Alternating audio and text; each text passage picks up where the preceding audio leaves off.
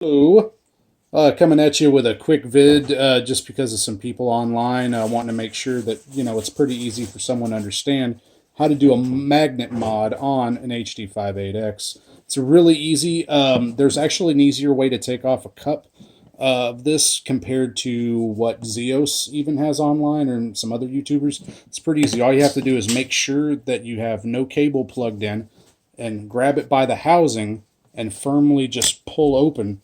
And then at that point, you have your foam. You have all the details right there for it. It's not a big deal at all, okay? Now, the magnet itself, this is not as powerful as you can get, okay? There are more powerful magnets, but this one here is really easy to deal with. It's you can just slide it off like that. It does have about 12 pounds of force when you pull it off, so it is going to take a little bit of effort and stuff. But the thing is that when you apply a magnet, you don't want to have it to where it repels. See, right now I have a good repulsion.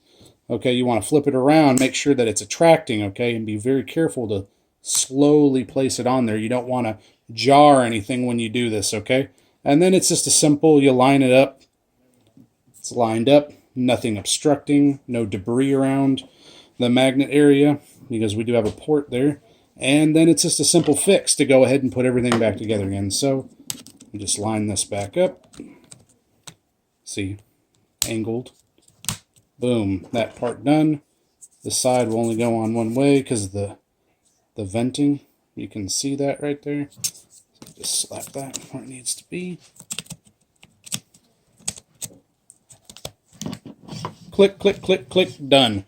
Way easier than the felt mod. The felt mod itself, you would take a little bit of time to cut some little tiny thin strips and put that around the magnet hole and then put your piece of felt on it. So this, really cheap, easy solution. Definitely try it.